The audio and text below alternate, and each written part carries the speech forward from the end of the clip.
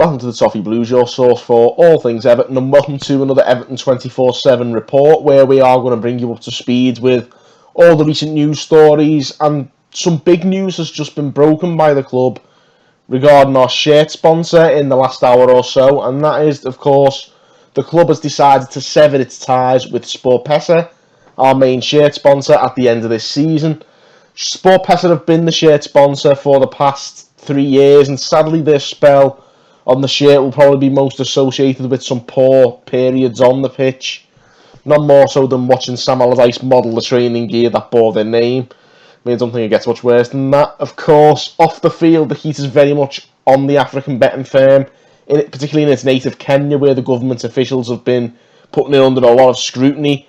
But also a bit closer to home, I can recall them making some bad social media errors, taking the mickey out of us, getting beat on some occasions, and I think they've been becoming an increasingly unpopular sponsor in the eyes of the fans. So the reception on social media to this news has generally been quite positive. The question now is, what next? Well, SportPesa, of course, will remain on the shirt until the end of the season officially, but don't be surprised to see Everton in the community getting a few more outings on the shirt in home games between now and then. From the next season and onwards, the logical assumption is that it's going to be Alisher Usmanov's Megaphone that'll take over as sponsor, but nothing has yet been confirmed or even really suggested by any news outlet. But of course, Megaphone is the one that is on everyone's lips. Of course, they've just put their logo on the 2 disabled entrances in the park end, so we could be getting set to become more well acquainted with the Russian telecom brand, which is run by USM. So all change, it seems, ahead of next season, so plenty to look forward to, hopefully something on the pitch as well. And with that in mind, we move on to transfers. 2 weeks since the transfer window closed, but it hasn't stopped the media from speculating ahead of next summer. And the big story of sort over the last week or so has once again seen us linked to Hirving Lozano. Lozano was, of course, first linked in the summer of 2018 when Marcel Brands first came to Everton and was expected to raid his former club, PSV, for the Mexican international. But Lozano ended up staying put at PSV, and since then he moved to Carlo Ancelotti's Napoli, and of course now Carlo has teamed up with Marcel Brands. The press are adamant that there must be some sort of interest from us in the winger. Now we are supposedly looking at a new right winger, and Lozano could tick the boxes. He, along with his Napoli teammates, though, have underperformed in the midst of a pretty chaotic season at the San Paolo. Napoli are just about in the top half at the moment, particularly given that they finished second last season. It's quite a fall from grace, but his underperformance maybe might mean we could get him for a knockdown price. The big question in my mind is there any more than just educated guessing going on in this rumour? And also, I'd like to hear your opinions on this as well, guys. Is Lozano the best option to sign as a right winger in a 4-4-2? Or if you were in charge, who would be a better fit for Carlo's system realistically? If anyone has any ideas, be sure to let us know in the comments. Some more positive news to bring you as well now, because today Andre Gomes played the full 60 minutes in a behind closed doors game and completed the game without any injury problems. A number of other first teams, including Keane, Sigurdsson and Bernard, all took part as well. No injury news at all reported from that, so that's always good to hear. But particularly brilliant to hear that Andre is edging ever closer to his much-awaited return to first-team action, and the fitness levels in general within the squad do seem to be improving under Ancelotti as well. So that can only be a good thing for us as we get into the season sort of running.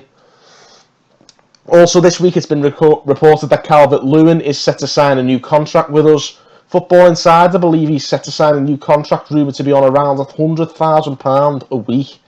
Now for me, even with the way he's been playing, I think that's too much. I think we need to be trying to move away from that era where we pay players extravagant salaries where maybe it wasn't warranted. And don't get me wrong, he is in brilliant form and he is rapidly improving.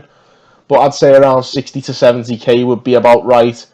And it would still probably see him double his money there or thereabouts. So not a bad thing at all, getting Dominic Calvert-Lewin on a new contract. But whether that's paying a bit over the odds, I think it probably is. It is worth acknowledging, by the way, that Football Insider aren't actually insiders, and they can often be a bit unreliable. So that figure could be a little bit sensationalist, and hopefully it is.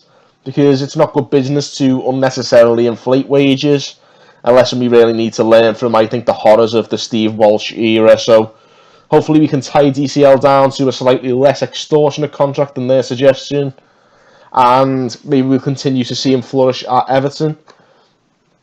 Another player we could be potentially tying down at Everton is Djibril Sidibe, as it looks increasingly likely that we will make his loan deal permanent in the summer by triggering his 12 million buyout clause to bring him from Monaco. For me, that's very good business for a player who has done pretty well in his loan so far, even if he hasn't really tore it up since he moved to the Premier League. I've seen enough to think that this relative pittance that we'd have to pay for him in this current climate would be good value for money. So hopefully we can pull that deal off, and then, of course, we'll cross the John Joe Kenny-shaped bridge when we come to it in the summer. On the other hand, 90 Minutes suggests that his fellow Frenchman, Lucas Digne, could be sent to leave Everton this summer, suggesting he could move to Man City. Now, this could have been a real go, I dare to say it, with City offering the lure of Champions League football and struggling for consistent left-back performers. However, the news that City have, of course, been banned from Europe could well change the complexion of this altogether, and you'd imagine that we'd stand a far better chance of keeping hold of Lucas Digne now that this has come to pass. Of course, City will appeal and it could be overturned, so there could be some twists in the tail to come, but no doubt keeping Lucas Digne is something everyone can get behind, so fingers crossed we can keep kicking on and convince our best lads to keep sticking around. Just one more rumour tonight, and it's an incoming rumour. Everton have been linked to Marash Kumbula, who is a 20-year-old Albanian centre-back who plays for Hellas Verona in Serie A. Not surprising, really, to see us linked to another Serie A player, given the Ancelotti links, but nonetheless, Kumbula has had a decent season. Verona are comfortably in mid-table, which is probably punching above their weight, and he's attracting attention from the likes of Inter Milan and Borussia Dortmund, which is never bad company to be keeping. But it remains to be seen, as far as I'm concerned, if there is any genuine substance to these rumours. It's only a very fleeting rumour that's come and gone over the last few weeks. So, take it with a pinch of salt. Finally today, Everton have been named as the 33rd most financially powerful club in the world, according to the SoccerX Football Finance 100 report.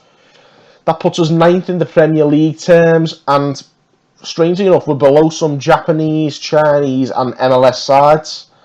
For me, the most concerning thing is that we've fallen 6 places on last year, which is owing to rising debts, and also the lack of European football, which, the latter of which at least I think we can all agree, is something we need to change. Thankfully though, unlike some of these other ranking tables that you see, there is not much of a correlation at times, or connection to performance on the pitch. But nonetheless, it is a table we want to be a lot higher in, and I'd be very surprised if we weren't a lot higher up in the coming years. After all, for the first time in a number of years, the future appears relatively bright, so hopefully we can look forward to moving up that and moving up the tables on the pitch as well. So that's that for tonight's show. As always, drop us a comment, give us a like and a subscribe, let us know everything you're thinking about the topics we've covered. And until next time, thank you guys for watching on the Toffee Blues.